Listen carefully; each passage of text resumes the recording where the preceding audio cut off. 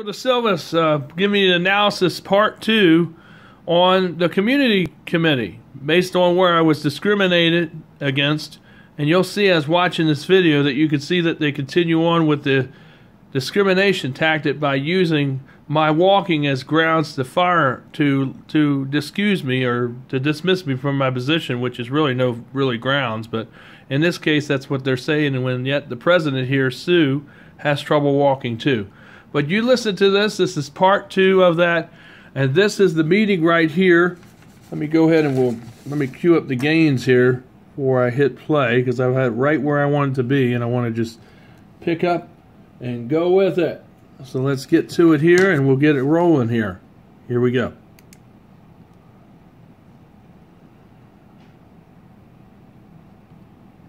Well, hold up a second.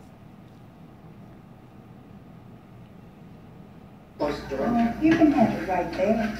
No, I can stand right here. This is the beginning of the meeting.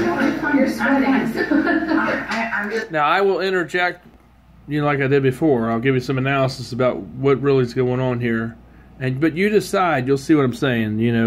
You'll probably get the same sentiment, but just listen.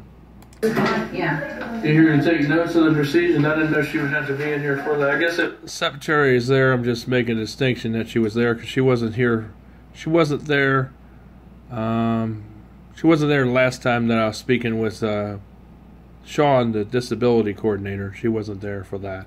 Counselor coordinator. If there's a change or something, maybe that's why she's in here. Okay.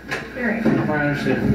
So, do you want to start with your concerns about the attorney's office over? Sometimes you get a lot done in small rooms. That's how my church is. It's very small, but a lot of good stuff.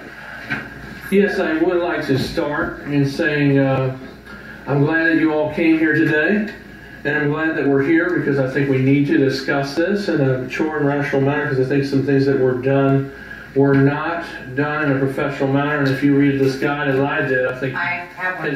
I know, but I'm not saying you don't, but I know you read it and you're familiarized just like me. But I think the way we did things both sides was not done right. And if you what read in this, particular are you talking about? Like the matter, for instance, like the way I was dismissed.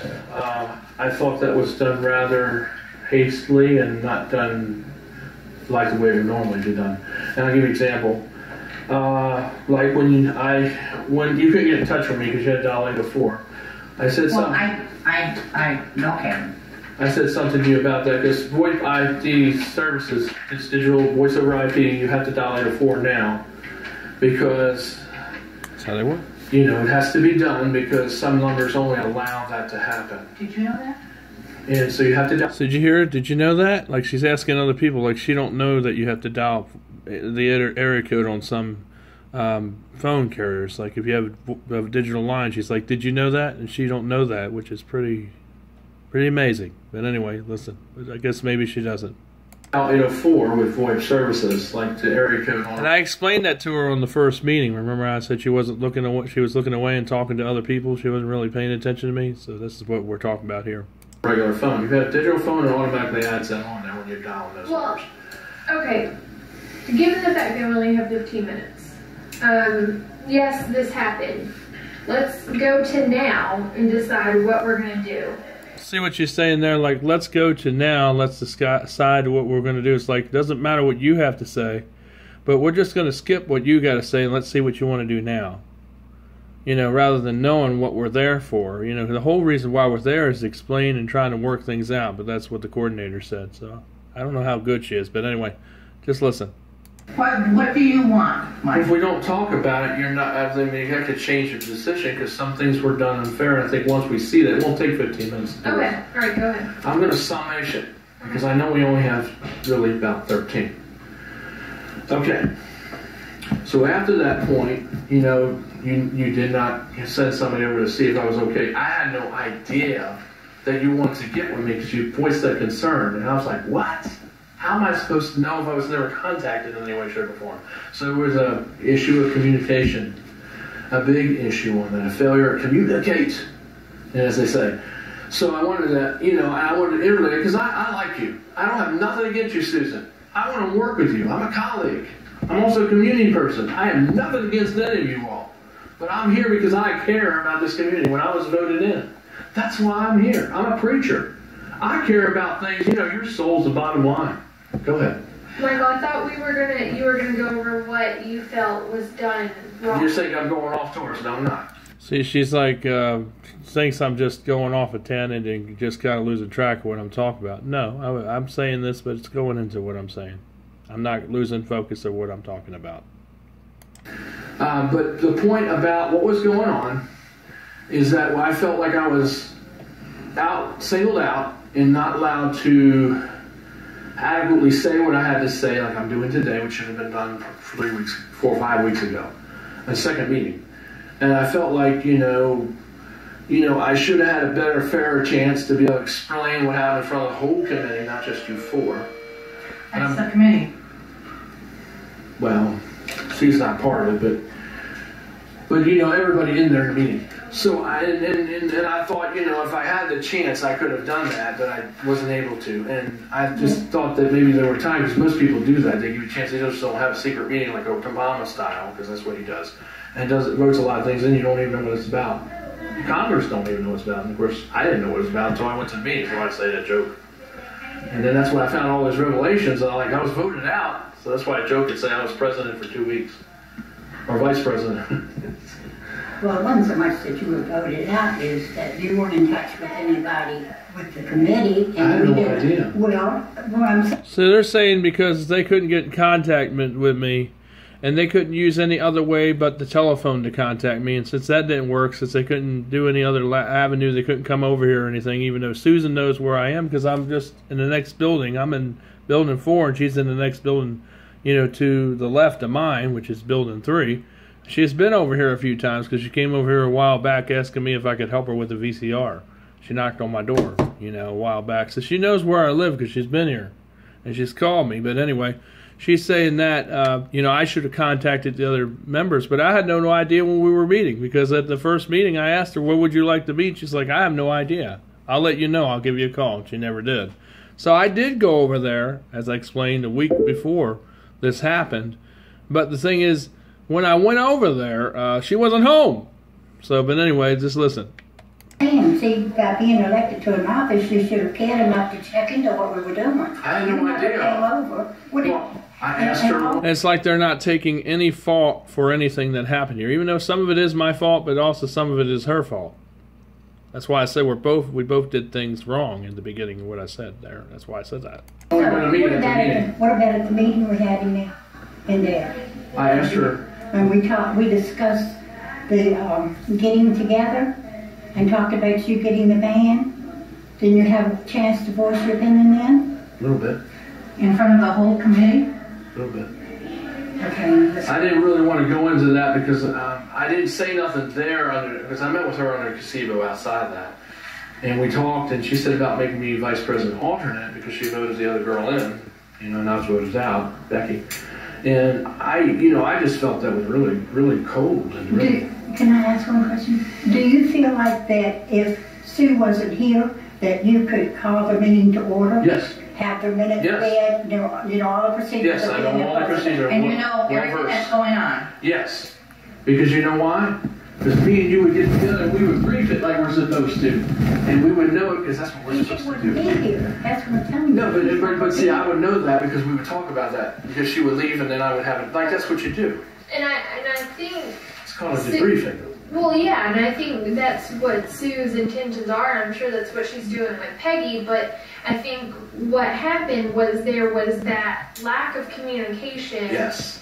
Not on my part, because I tried calling him. See, she goes and denies that it ain't any of her fault. She thinks just because calling me over the phone was sufficient enough. She did not try to mail me anything, did not come over here and knock on my door.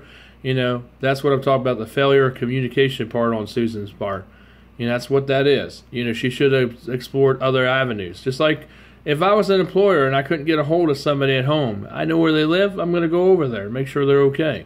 Maybe they fell. I wouldn't just fire them just because I couldn't get a hold of them. Nowadays, some people do that. But I would think I would use my head a little more than just a hat rack there. There are other ways to communicate than just calling somebody. She could have sent me a letter. She could have sent somebody over here to see if I was all right. But she dialed the number wrong. She didn't dial 804. That's why she never got through. Anyway, so, you know, she's still denying that it ain't her fault. She didn't do nothing wrong. She's all right. But anyway.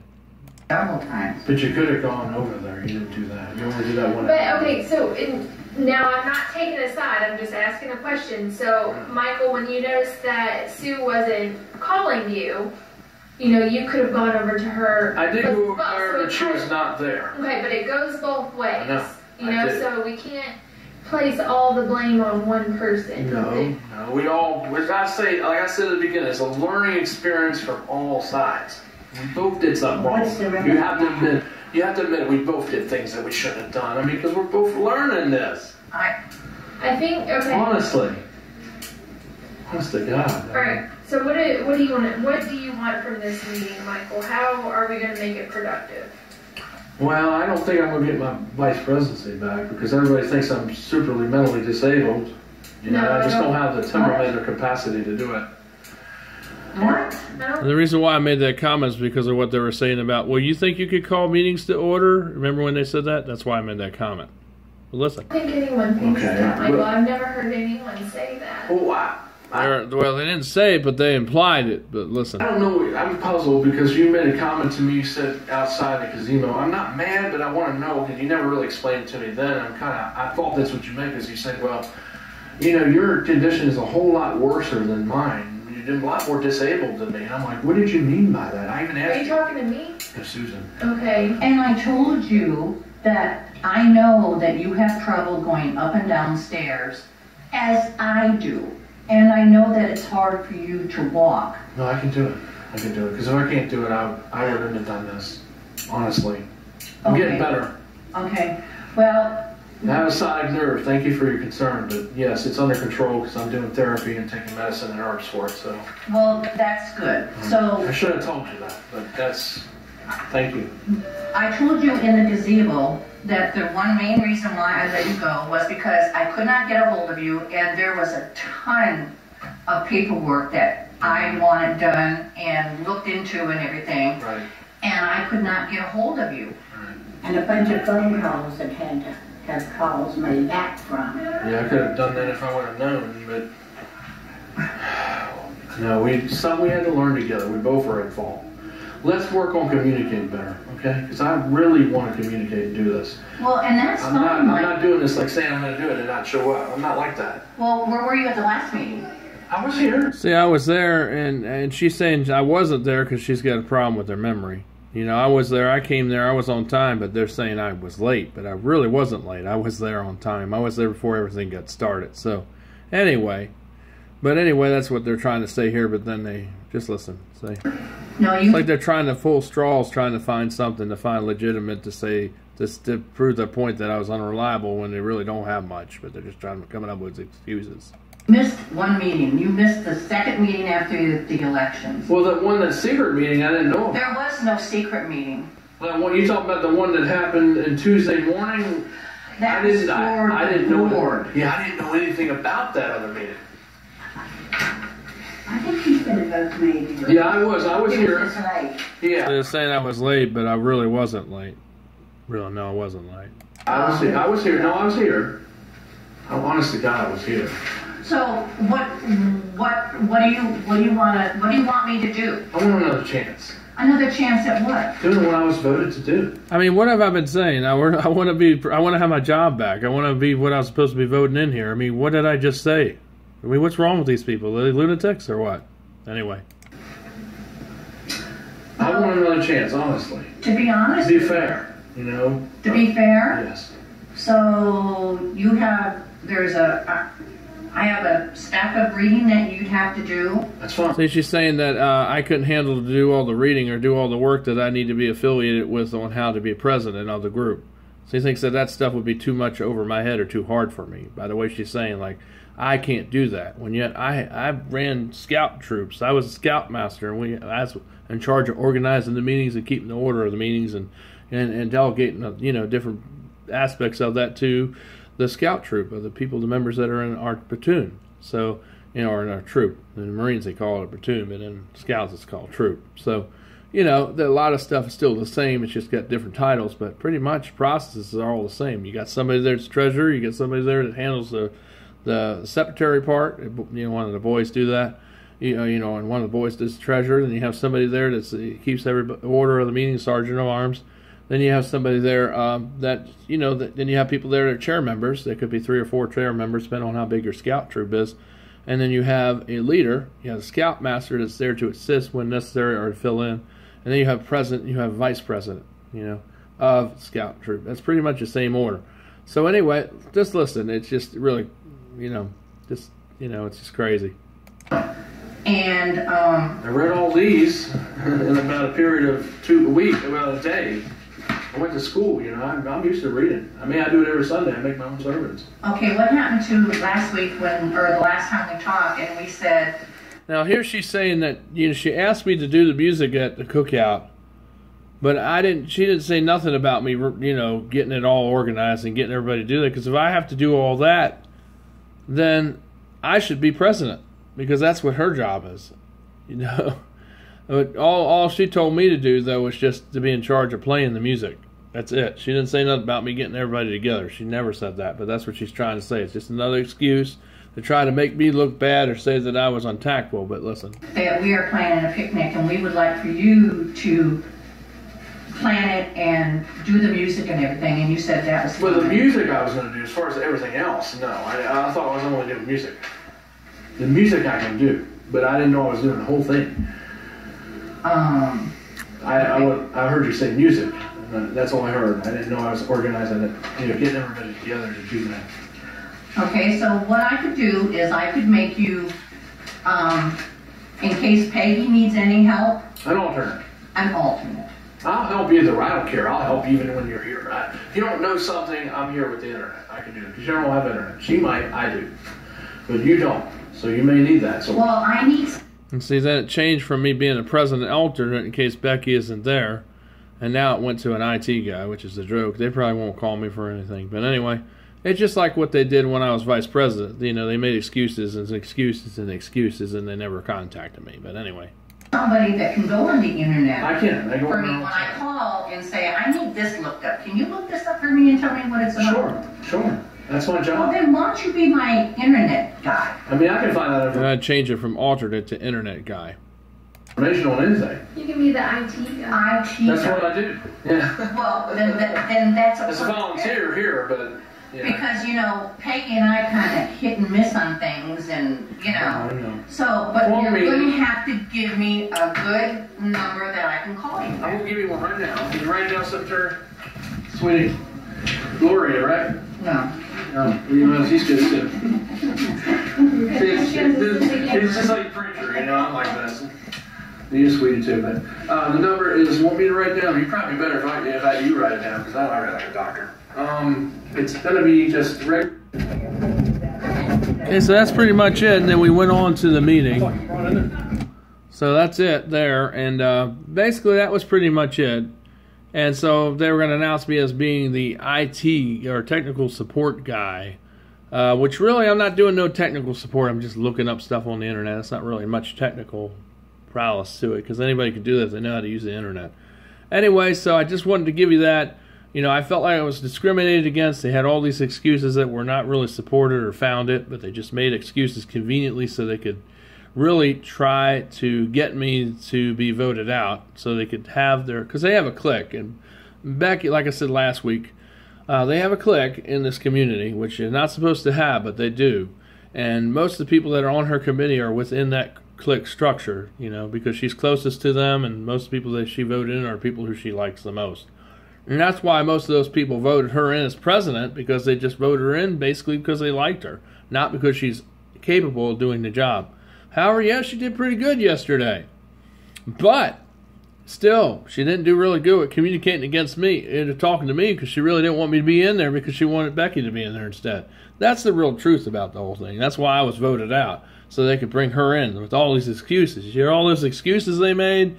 All that little lying and stretching the truth kind of thing. But anyway, that's discrimination. That's what it looks like. And that's why a lot of people don't do a lot of stuff in this community, because largely it's because of that. And a lot of things, people go over there and talk about people, gossip about people. People act friendly, but then they don't really want to do anything. They just be nice, but then they don't want to do nothing. And then they treat you bad, and then you know, they try to be nice, but they don't want, you know, that's all they are. It's just a bunch of hot air. You know, why can't people just say, I don't know if I have time? That's what I would do, not being mean. I'll be nice, but I'll just tell you the truth. You know, I don't have time. If I had more time, maybe we might be able to get together. If we do, I'll take your number down. Well, I'll call you, and I will. I'll follow through with what I do. But if I don't have the time, that's why I never called you.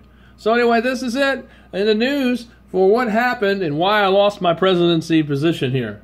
God, give us prayer for this community. Because I tell you, they need it for this kangaroo committee that they have here in Harbor Square. All right, it's Michael DeSilvis. I'll see you later. Take care.